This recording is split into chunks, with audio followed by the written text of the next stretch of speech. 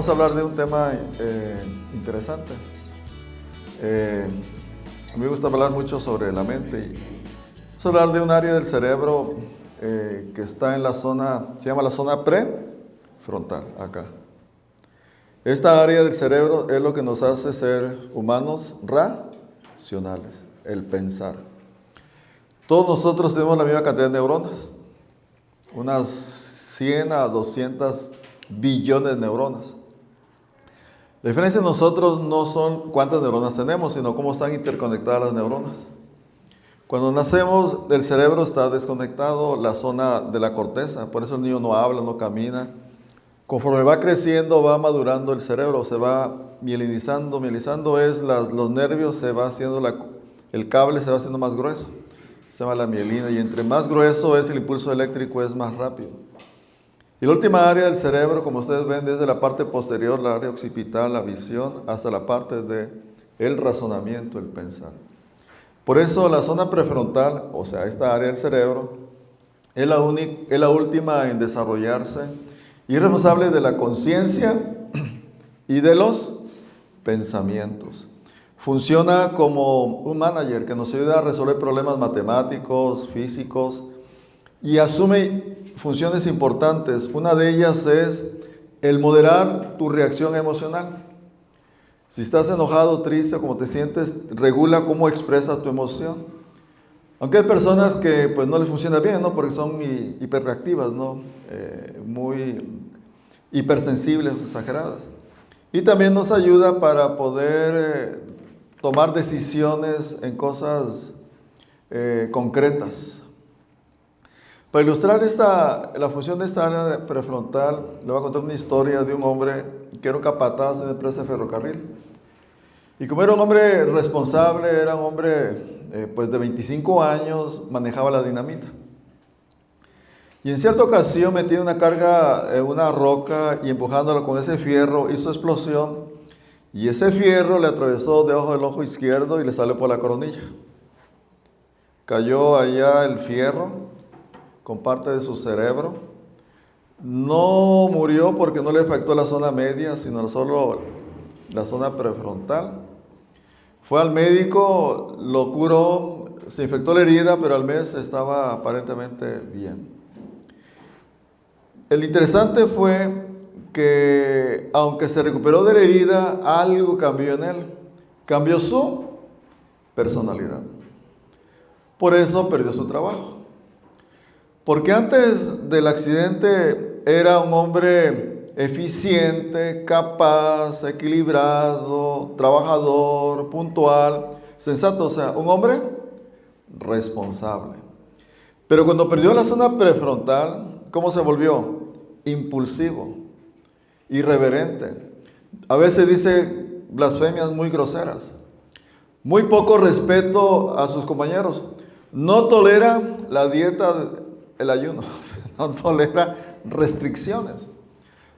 Caprichoso e indeciso, o sea, no es muy voluble, o sea, no tiene una decisión firme. El médico que lo trató hasta que murió dice, lo que no cambió en él fue su inteligencia. Por eso hay gente muy inteligente, muy brillante, pero que no sabe manejar sus emociones. La zona frontal, entonces, yo lo llamo como el volante del carro. Es la área del cerebro que te hace pensar, razonar, tener juicio, dominio propio. O sea, es la área que yo lo comparo como en los carros, el volante dirige la acción. La zona media del cerebro es lo que controla los impulsos, las emociones, los instintos. Es la zona media, diríamos, el motor del carro, ¿no es cierto? El impulso. Por eso, la zona prefrontal, esta área del cerebro, la zona frontal, la forma de desarrollarse, de madurar en los seres humanos es en base a dos componentes. Sus propias experiencias y sus propias decisiones. Por eso, aunque tenemos la misma cantidad de neuronas nosotros, la diferencia es las conexiones interneurales, las de neuronas. Porque una neurona se puede conectar con 10,000 neuronas. Pero esas conexiones se hacen en base a tus experiencias que tú vas teniendo, tus decisiones y las elecciones que haces en la vida. Por eso va madurando el cerebro. De ahí el dicho que dice, estás bien verde, ¿no? No, maduras. Entonces, hace años cuando acabé de estudiar medicina, tomé un curso y aprendí una teoría de un biólogo austriaco, Bettelfried, y aprendí la teoría de los sistemas. El cuerpo es un sistema compuesto de subsistemas. ¿Cuáles son los subsistemas que componen el cuerpo? Digestivo, respiratorio, nervioso, o sea. Entonces, ¿y están interconectados? Bueno, entonces, la familia es un sistema y está como interconectado. Lo que pasa en uno, ¿sufren quiénes? Todos. Entonces, nada funciona aisladamente. Igual que el cuerpo, cuando me duele la uña, ¿duele qué? Todo el sistema se da cuenta, ¿no es cierto? Y aprendí esa teoría que me hizo ver al paciente no solo focalizarme en su gastritis, sino verlo como parte de un sistema, ¿no? Sistémico. Y cuando tenía unos 26, 25 años, 26, 27 años, pasamos una situación un poco difícil, le pedí a un maestro un consejo. Y el consejo que me dio fue, lee este libro. Y en ese libro aprendí una teoría que hizo un psicólogo, Eric Werner, la teoría del transaccional. Y leí un libro donde aprendí esa teoría. El libro se llama Nacidos para Triunfar. Esa teoría tiene pues muchas cosas, ¿no? Y en esa es una teoría, vamos a estudiarlo en esta ocasión. Dice la Biblia, examinarlo todo, ¿y qué? ¿Y retener qué? Lo bueno. O sea, hay que leer, aprender y tomar lo que es bueno. O sea, como toda teoría tiene cosas buenas y cosas pues que yo no estoy de acuerdo. Vean. Y en esa teoría yo aprendí a conocerme, por qué yo actuaba como actuaba. Y entender cómo actúan las personas y cómo interactuar con las personas. Porque la madurez de nosotros como humanos viene cuando tú aprendes a asimilar en formas positivas las cosas negativas que en la vida te van a pasar. Porque en la vida siempre pasan cosas desagradables. Y tienes que aprender a procesarlas, asimilarlas, sacarles una lección. Por eso las emociones son como los oleajes del mar. Puedes parar el oleaje, lo puedes parar, pero tú decides en qué ola meterlo. Porque el conocimiento, ¿verdad? El conocimiento, dice la Biblia, y conoceréis la verdad y la verdad os hará libres. Entonces la teoría consiste, ¿no? Dice Pablo, ¿no? Cuando era niño hacía tres cosas. ¿Qué hacía? ¿Cómo hablan los niños? Hablan.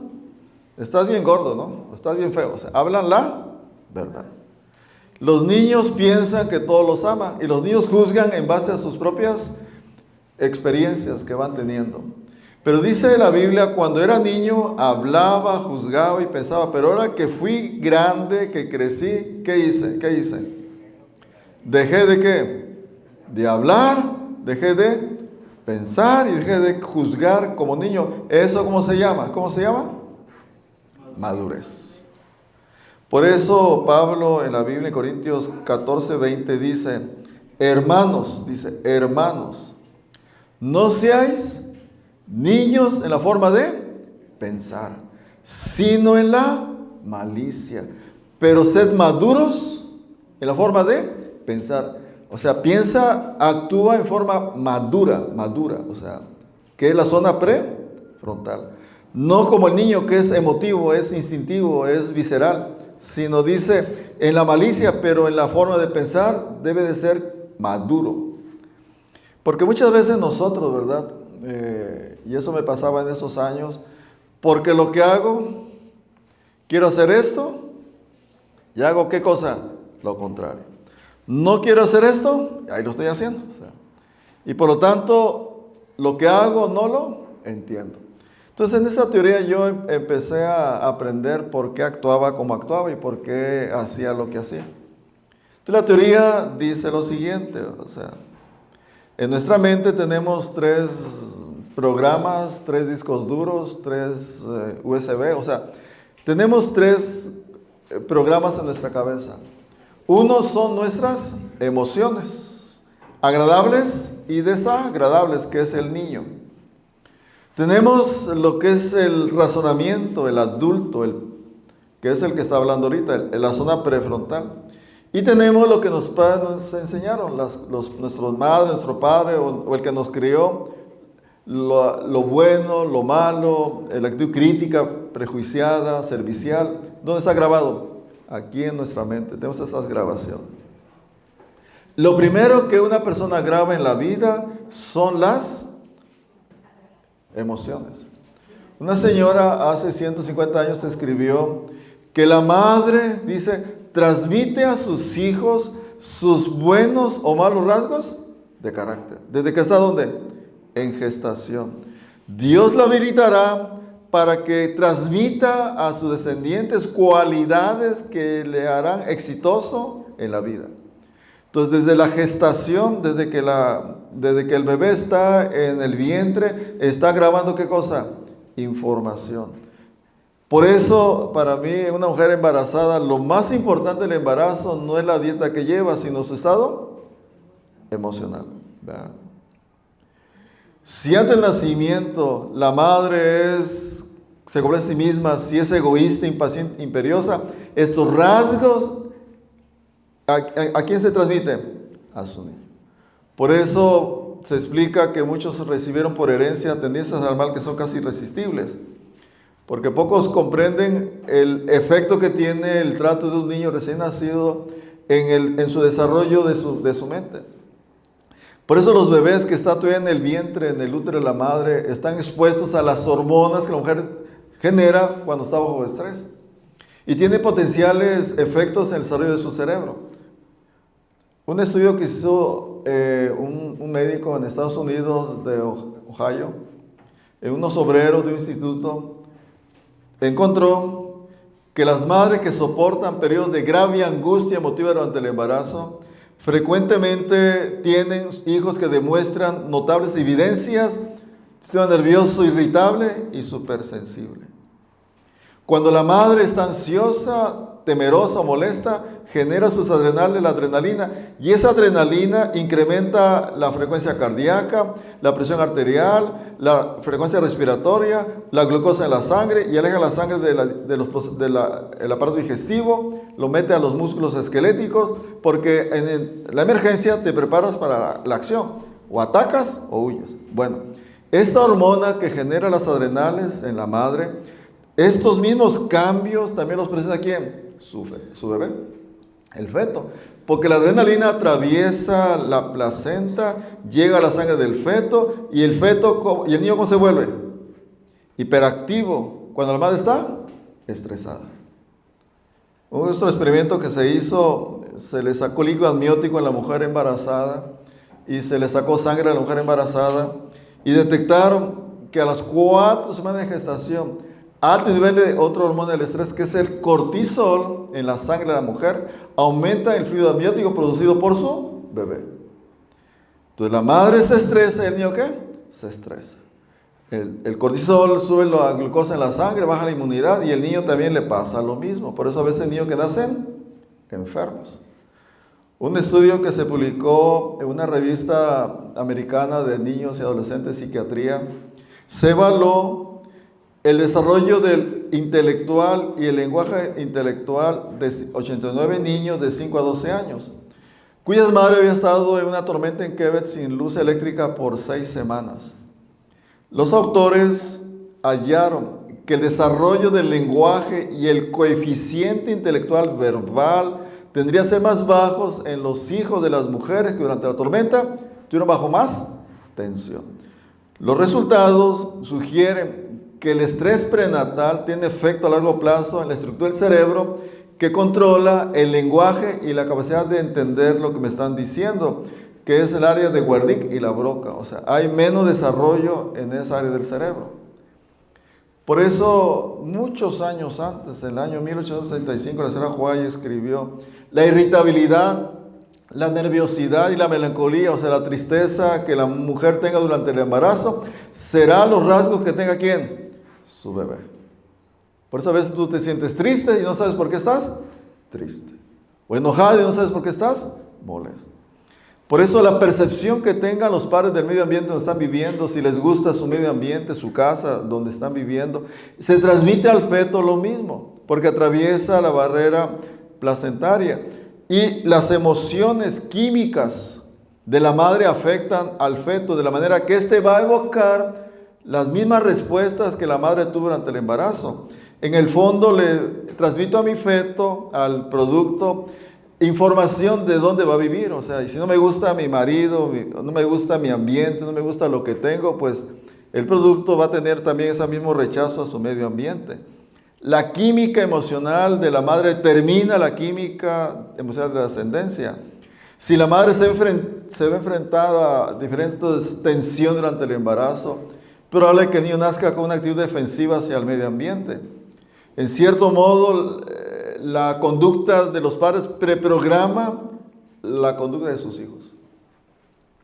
Por eso cuando mi esposa estuvo embarazada, le dije: vamos a darle a nuestro hijo clases de matemáticas, de español, de geografía y de música, para que cuando nazca tenga esa tendencia que le guste eso.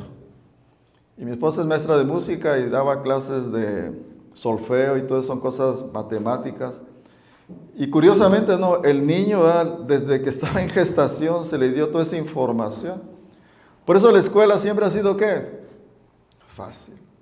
Toca el violín, toca la flauta transversal, o sea, y es fácil porque ya está programado, o sea, tú le puedes facilitar a tu hijo la vida.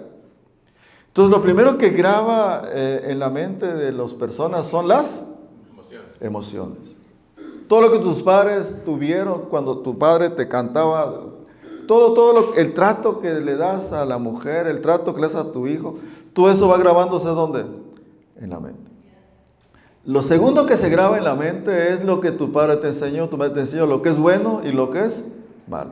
Y lo tercero que se graba en la mente es lo que vas aprendiendo en base a tus propias experiencias y tus propias decisiones. Esa es la teoría.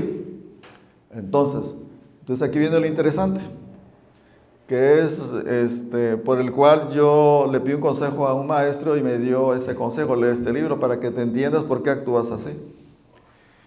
Muchas veces hay una contaminación del padre sobre el adulto. Dice Sócrates: la vida no sometida a crítica no es digna de ser vivida porque, ¿por qué razón? No todo lo que mi padre me enseñó tengo que aceptarlo porque puedo estar equivocado. Yo tengo que cuestionar, tengo que ver, tengo que evaluar, tengo que analizar a ver si lo que me dijo es aplicable o no. Dice en la Biblia, ¿no? Y vosotros padres no provoquéis la ira de vuestros hijos, sino educarlos en disciplina. Por eso yo como hijo, ¿verdad? Debo ser consciente que en mi mente tengo una grabación que son mis emociones, desde que nazco hasta los 5 años. Otra grabación es lo que mi padre me enseñó, lo bueno y lo malo, que está aquí desde que nace la persona hasta los 5 años. Y entonces yo tengo que ser consciente como adulto, actualizar la información que tengo en mi mente. Porque muchas veces a las personas les cuesta admitir que aunque sus padres ya murieron, lo siguen dominando desde la tumba.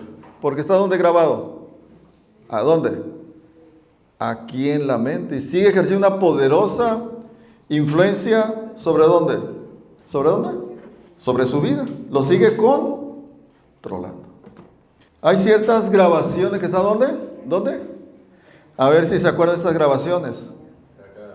Debes, tienes, se supone que eres el ejemplo de tus hermanos.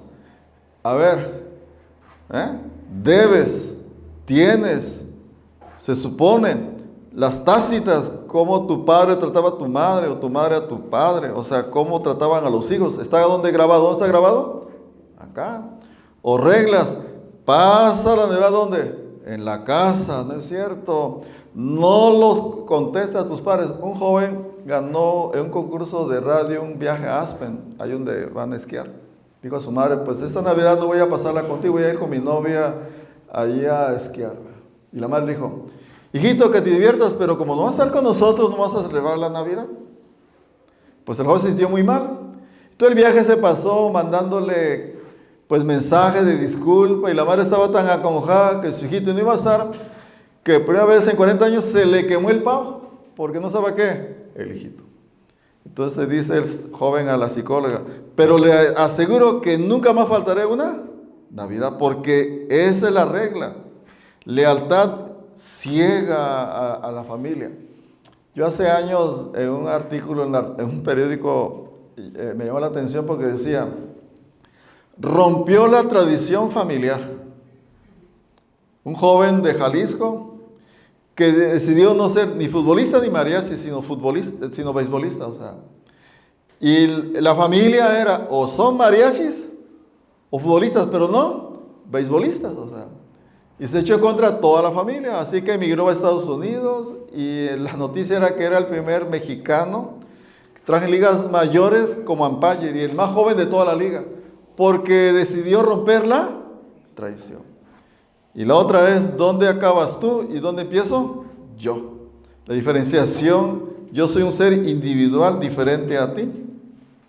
Entonces nuestros padres, ¿verdad? Desde que estamos en gestación y la educación que nos dan, siembran semillas donde algunas familias siembran semillas de amor incondicional, respeto a que piense diferente de mí, que tengas un pensar independiente, pero otras familias que siembran el miedo. Si no llevas la dieta te va a dar un cáncer, ¿no es cierto? O por eso muchos pacientes me dicen, amenáceme, regáñeme a ver si me porto bien, porque la persona funciona a base de ¿qué? El miedo, o es tu obligación, o por tu culpa. La estrecha relación que existe entre la validación parental. ¿Qué es validación parental? Es, yo soy tu padre, ¿y tú eres qué? Mi hijo. ¿Tú dependes de quién? De mí, no yo de ti. Eso es validar a un hijo. Validar a un hijo es, tú eres mi hijo. Tú dependes de mí, pero yo no de ti. Ese es validar a un hijo, darle valor de hijo. Tú eres mi hijo, yo no dependo de ti. Entonces, esa estrecha relación que existe en la validación que el padre hace de su hijo, la autoestima, cuánto piensas que tú vales, el pensar diferente y el ser original, una mala copia de mis padres, lo ves con claridad cuando tú ves a un adulto, o sea, un adulto que no está, ¿qué? Funcional, se llama disfuncional. ¿Qué es disfuncional? O sea, un niño que nunca fue validado, que ya creció y es un adulto. ¿Cuál es la conducta de esa persona? Todavía se aferra a sus padres, o busca figuras parentales sustitutas, o se relaciona con su compañero sexual como si fuera su padre o su madre. Es una persona como disfuncional, no está funcionando como adulto independiente. Este tipo de adultos sigue viviendo en la casa de su padre que ya creció físicamente. O bien se muda a la casa, al lado de la casa de su padre, que no sabe si amaneció en su casa o en la de él.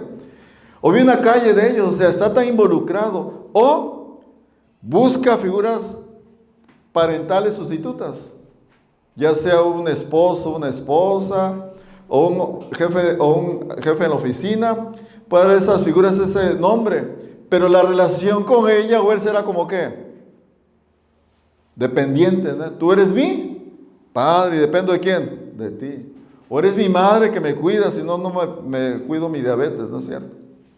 O sea, una relación no entre hombre y mujer, sino entre padre y una hija, o entre una madre y ¿qué? Y un hijo. Eso se llama disfuncionalidad. ¿Por qué razón pasa eso con los padres? ¿Por qué no validan a sus hijos? ¿Por qué no los hacen independientes? Que no me ocupes, creces para que tú crezcas. Porque muchos padres inconscientemente tienen el miedo que mi hijo ya no me necesite. Entonces motiva a muchos padres controladores a que perpetúen en sus hijos el sentimiento de impotencia que sin ti no puede hacer nada. Son padres que tienen miedo enfermizo al síndrome del nido vacío. Es tan grande la parte de su identidad que el padre y la madre controladora ponen su rol de padre y madre que cuando el hijo se independiza se siente que lo abandonaron. Porque solo sé ser padre o solo sé ser ¿qué? Madre, y por lo tanto necesito que alguien me necesito para controlarlo. Entonces esos hijos cuando no son validados crecen siempre con esa deficiencia. Buscan quien me esté cuidando y ayudando y protegiendo y aguantando. Entonces aquí en tu mente tienes ¿qué cosa? Grabación ¿de quién? ¿De quién? De los que te educaron. Yo hace muchos años cuando empecé aquí a trabajar, hace 35 años, no había citas como hay ahora, llegaban pacientes y conforme llegaban agarraban una ficha y el que llegó primero pues agarró primero. Entonces esperaban 1 hora, 5 horas, 6 horas. Una vez llegó un autobús y acabé consultando como a las 11 de la noche porque hay que trabajar. Entonces, en este estado yo padre, acá en Sello Padre había un mensaje. La atención de los pacientes es lo más importante. Así que el domingo que hay mucho trabajo, no comas, porque primero ¿quiénes están? Los pacientes. Entonces el niño que uno tiene, ¿verdad? Quiere complacer a su padre. Y yo, para que en mi estado yo padre, acá en mi mente estuviera contento, ¿qué hacía los domingos? Pues decía, en vez de ayunar los jueves, ayuno ¿qué? Los domingos, ¿verdad? Para consultar a ¿quiénes? A los pacientes, ¿verdad? Pero un día, mi adulto que soy yo, me puse a razonar, a pensar, quiero ir a comer. Así que un día me fui a comer a las 2 de la tarde. ¿Cómo se sintió mi niño? ¿Cómo se sintió? ¿Cómo se sintió? Mal. ¿Pero qué estás aquí sentado comiendo? Los enfermos están esperando la consulta. Vete a consultar, niño malo. Y paz, coscorrón, ¿verdad? Me dio que mi estado yo padre al niño. Niño malo. Vete a consultar. No tienes gastritis, así que después de que acabes, vete a comer. Pero luego me puse a razonar. Oye, yo quiero ir a comer, tengo hambre. Así que decidí ir a comer a las 2 de la tarde y mucho tiempo me fui a comer sintiéndome como mal. Hasta que un día el malestar, ¿qué creen que pasó con el malestar? Se me quitó. Ahora voy a comer. Dice la secretaria, llegó un paciente sin cita, pues que me espera. ¿Se va a enojar? Pues que se enoje. ¿Se va a ir? Pues que le vaya bien. Yo voy a comer. Porque a mí me interesa comer. Porque si yo no me cuido a mí mismo, ¿al enfermo le importa que coma? Pues no. Por eso cuando llego a mi casa, mi celular lo dejo en el carro, en el baño, el de la casa lo descuelgo, me quito los zapatos, me pongo cómodo para sentarme a comer. Entonces un día iba entrando en mi casa, y suena el teléfono y contestó mi esposa, y dice, ahí viene entrando. Llegué, ahí te hablan de la clínica. ¿Qué pasó? Llegó un enfermo, un paciente de Monclova, o sea, y me está preguntando a qué horas vendrás a consultar. Pues a la hora que siempre regreso, a las 3:30. Cuando llegué era un médico dentista, que me dijo, cuando escuchaba a la secretaria que había un paciente, yo pensé que era lo que yo haría, vendrías a consultar. Pues vistes que no vine. ¿Sabe por qué venía a consultar? ¿Sabe cuál era su problema por el cual venía a consultar? Gastritis por no comer a sus horas. Y el paciente tiene que adaptarse a mi tiempo, no yo al tiempo de él. O sea, porque entre el paciente y yo, ¿quién debe importar primero? Pues yo. Porque yo no creo que mi esposa esté contenta cuando me muera y me haga un monumento. Fue un gran médico y un monumento. Diría, pues está bueno el monumento, pero mejor no hubiera muerto, ¿no? O sea, pues sí, o sea, eso es lo importante. ¿Ese quién es? El adulto que autoriza a quién. Al padre, ¿no? Todo lo que le metió de información. Ahora, hay otra contaminación. Cuando el niño contamina a quién. Al adulto. Cuando el niño contamina a quién. Al adulto. Cuando las emociones controlan a la persona. Mucha de la ansiedad y dolor de cabeza del padre hubiera evitado, ahorrado, si al niño le hubiera enseñado desde la cuna que no es el rey del hogar. no tiene el sartén por el mango, no es el niño Dios, o sea, no es. Que hay que complacerle sus caprichos. No es tan fácil como se supone. El Señor dijo que aquí el que manda, ¿quién es? Miren, yo me acuerdo cuando mi hijo tenía como 3, 4 años. Fuimos un viaje hasta Atlanta, son como 30 horas hasta arriba. Todo el viaje se fue sentado en su silla. De allá a Atlanta hasta Orlando, Florida, hasta abajo otras horas. De Orlando hasta acá, o sea, todo el viaje fue como fue. Sentado.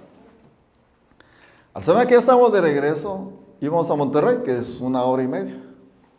Y el niño estaba llorando porque no quería ir sentado en su silla. Mi esposa, pero ¿cómo? Si viajó tantas horas, no se quejó, ¿ahora por qué se está quejando? Pues, ¿qué pasó? Dice mi esposa, es que ayer el hijo dijo, quiero ver los carros. Y lo sacó del asiento. Y con unas horas que lo sacas, ya no quiere ¿qué?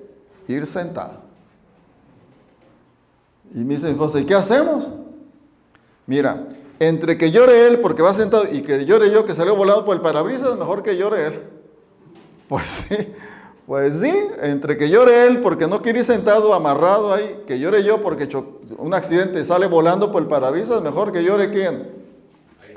Pues sí, que lloren, no lloran sangre. Y es más, hacen buenos pulmones y cantan más bonito después, porque desarrollan, o sea, que lloran.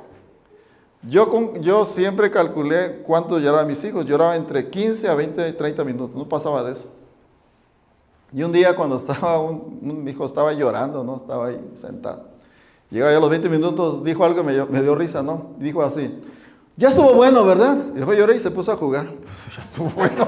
Pues sí, o sea, aquí no eres el niño Dios, aquí no eres el rey, aquí es así. ¿No te gustó? Ese es tu problema. Yo se lo aprendí muy jovencito, ¿verdad? De un escritor español, Federico de Quevedo, que dijo, el que quiere en esta vida todas las cosas a su gusto, se le va a subir la presión, el azúcar, colesterol, le va a dar gastritis, le va a dar colitis, o sea, se va a enfermar. Porque en esta vida no todo es cuando quiero, como quiero, ni donde quiero. Así no es la vida. La vida es o te adaptas o te adaptas. O sea, no hay opción. Por eso muchas personas, entre más tarde lo aprenden, más sufren en la vida. Entre los chiquitos sufren menos porque aprenden a adaptarse a cualquier circunstancia, porque fueron expuestos a diferentes cosas en la vida y aprenden a adaptarse a lo que me pongan. Porque yo a los 12 años tuve que estar en un internado. 12 años.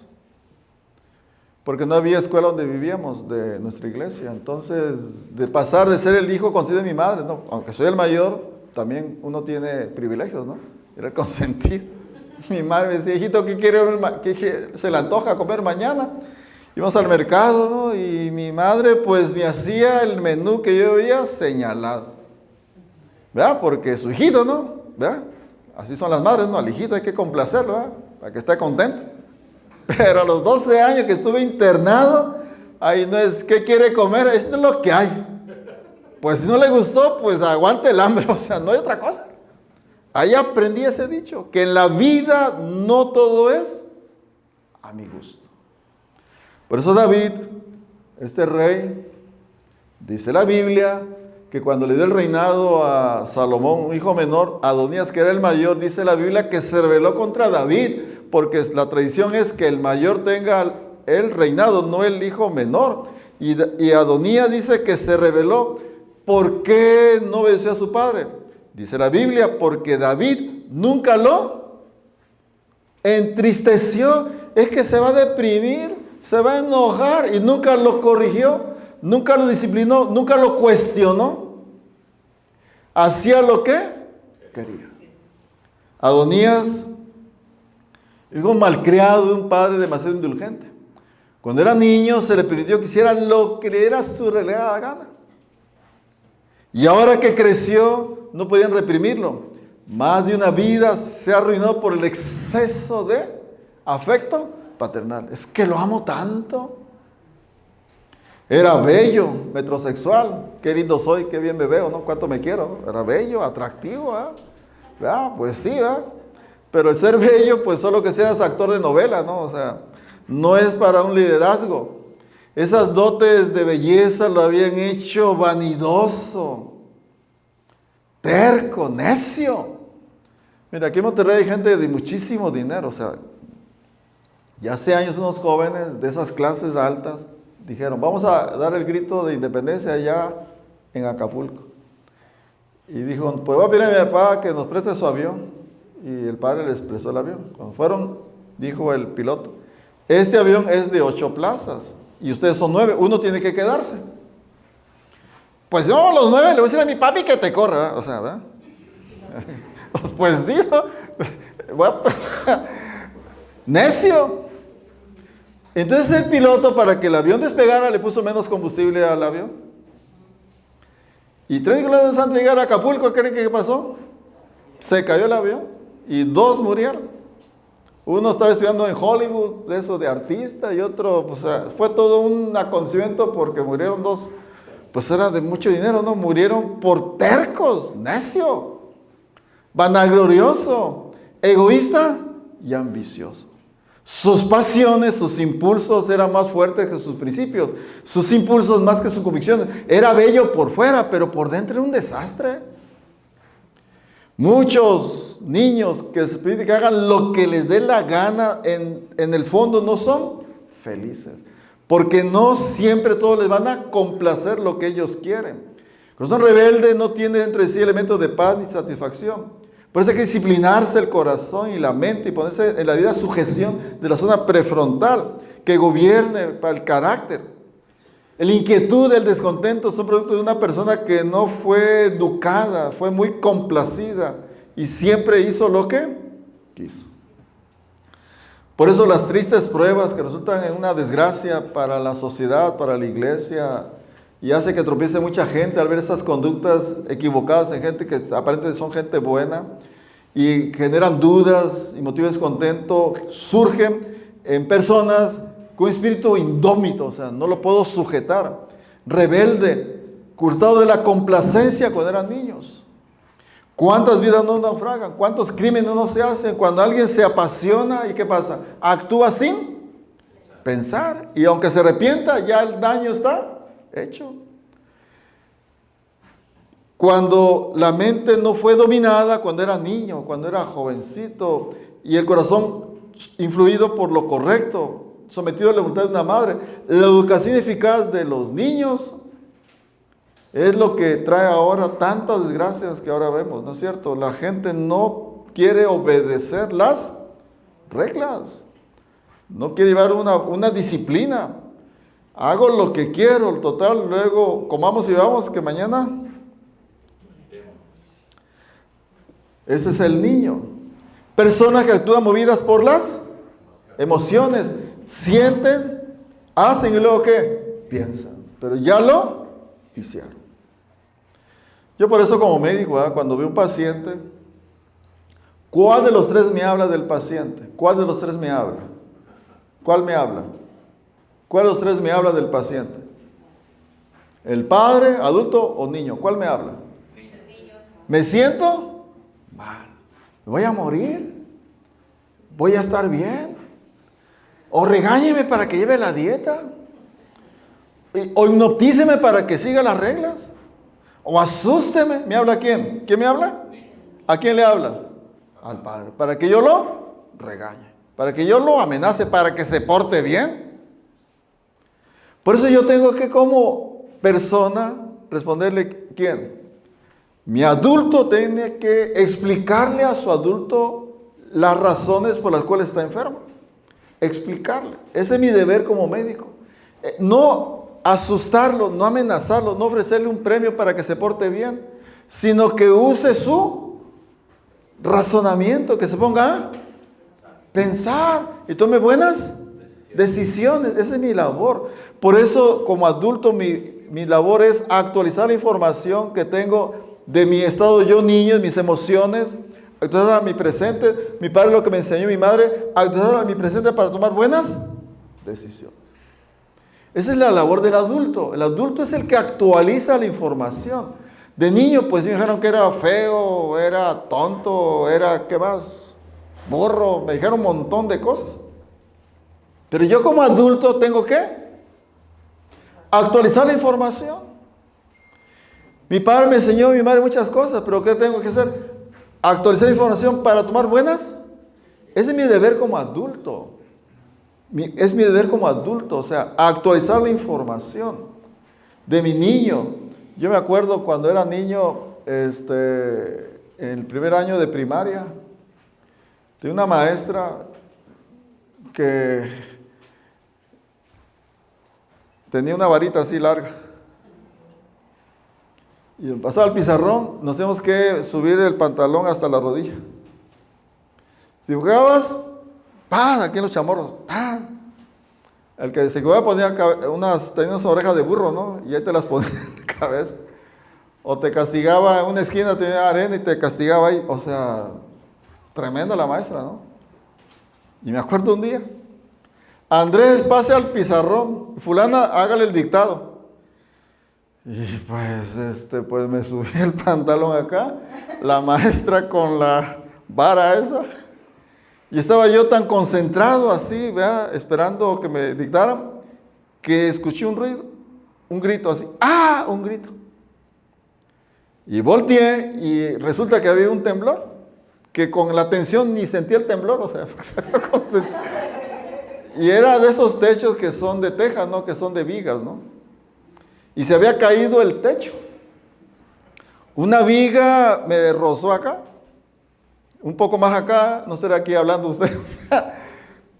Y lo curioso fue que el techo, no sé cómo pasó, que todo el techo le cayó sobre la maestra, o sea, cayó todo el techo.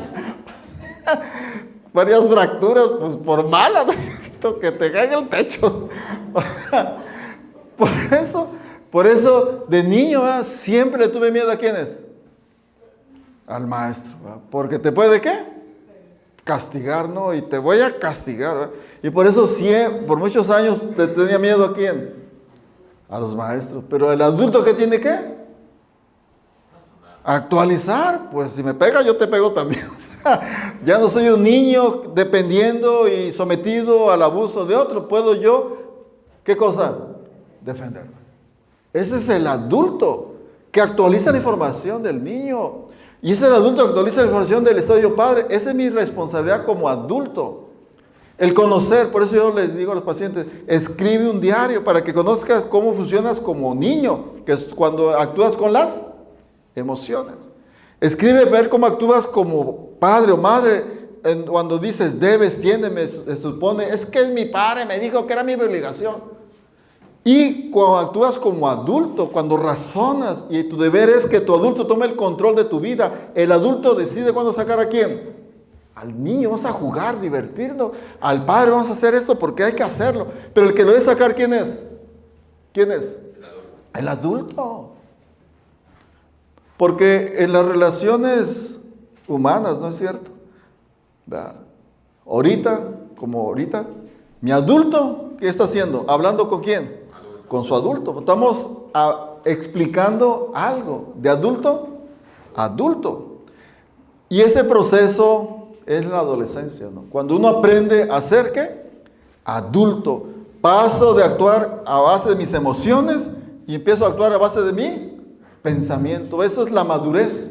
Eso es crecer.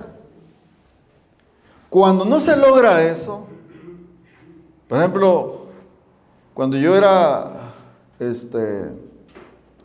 cuando no se logra eso, entonces hay hombres o mujeres, o hombres, que son ¿qué?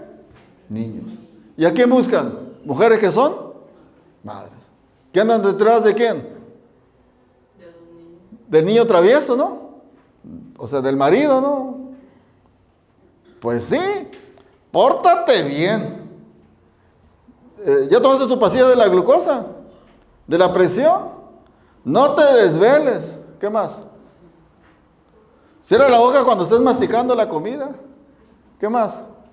Habla a tu mamá, que hace tiempo que no le hablas. O sea, Ahí está quién. La mujer hablándole a un hombre, y el hombre cuando lo trata como niño, ¿cómo va a reaccionar? ¿Cómo va a reaccionar? Como niño, ¿y cómo va a hacer? Pues se va a enojar y va a hacer para que te enojes más, pues voy a hacer lo que te enoja para que te enojes. O sea, pues sí, actúa el hombre como niño. Y eso hace que la mujer actúe como ¿qué? Como madre, y lo quiero componer, y lo traigo a Canoa para ver si le ponen en cintura, y, y pues por es que le digo, no aprende. Es que mi suegra me dijo que pues me lo encargaba, y por lo tengo que andar cargando, pues ni que fuera su hijo. O sea, ¿me entiende? Por esa razón, yo tengo que aprender a hacer, ¿qué? Pues sí, y tratarlo como adulto.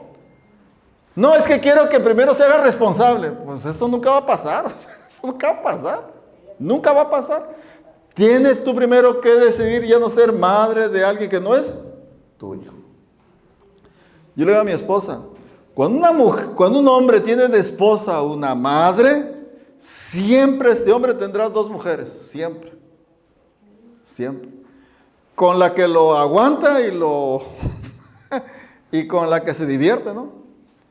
Puede ser el trabajo, puede ser la botella, puede ser una hija, puede ser la madre de él, o puede ser una mujer, porque contigo, pues me asusta, ¿no es cierto? Y contigo me siento, ¿qué? A gusto, ¿eh? O sea, ese es el problema. También pasa al revés, ¿no es cierto? Cuando el hombre se hace el padre ¿de quién? De su mujer. ¿Verdad? Y se hace complaciente de lo que le gusta para que esté siempre contenta, ¿no es cierto? Y ve la mujer, ve al hombre a su padre, no a su marido. ¿Verdad? Y la anda aguantando, ¿no es cierto? Pero es mejor cuando la relación es entre quiénes. Entre una mujer adulta y un hombre adulto, que son interdependientes, no son codependientes. Y ellos deciden como adultos cuándo sacar al padre, al adulto o a quién, o al niño. ¿Quién lo decide? ¿Quién lo decide? El adulto. Por ejemplo, para que la relación sexual sea mutuamente satisfactoria, el adulto ¿a quién tiene que sacar? Al adulto. Vamos a planear esta relación, ¿verdad? A ver si nos conviene. ¿El adulto?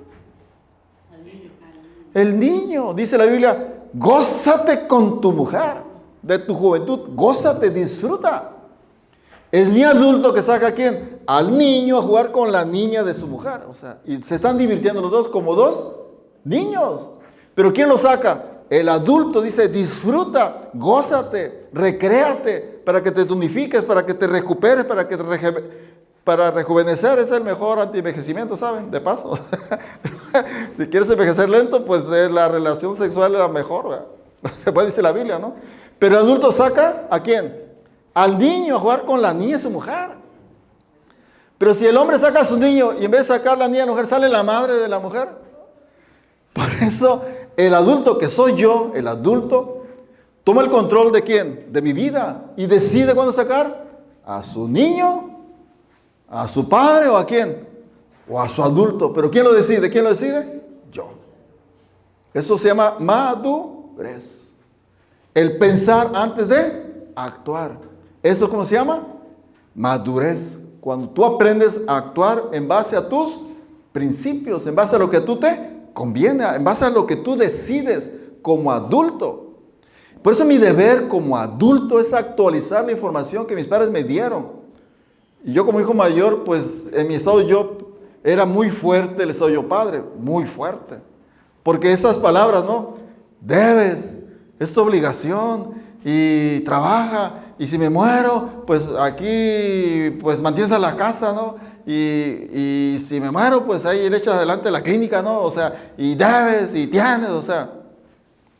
Pero ¿qué debe hacer el adulto? Actualizar. ¿Y tomar el control de qué? De mi vida. ¿Quedó claro esta teoría?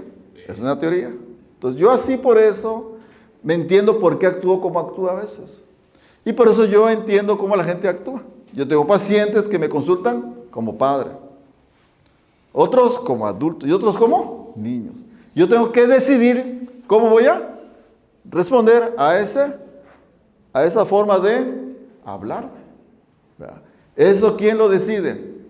Yo como adulto decido cómo voy a responder a un estímulo de una persona que me puede estimular como madre o padre, como adulto o como niño. Esa es mi responsabilidad. ¿Ok? Por eso aquí en la clínica el paciente tiene que actuar con su adulto.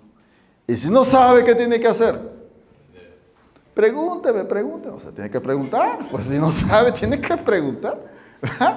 El que no llora, pues no mama. O sea, tiene que preguntar. Y lo que no conoce, pues para eso estamos, para pregúntame.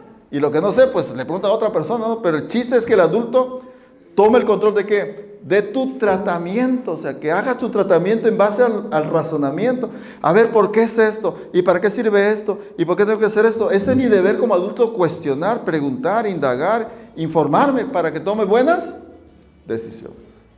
Si quieren leer un poco más sobre estas teorías, ¿verdad? Hay varios libros. Ahí les pongo algunos libros. Son teorías, ¿eh? Recuerden, son teorías. Examinarlo todo y ¿qué? Retener lo bueno.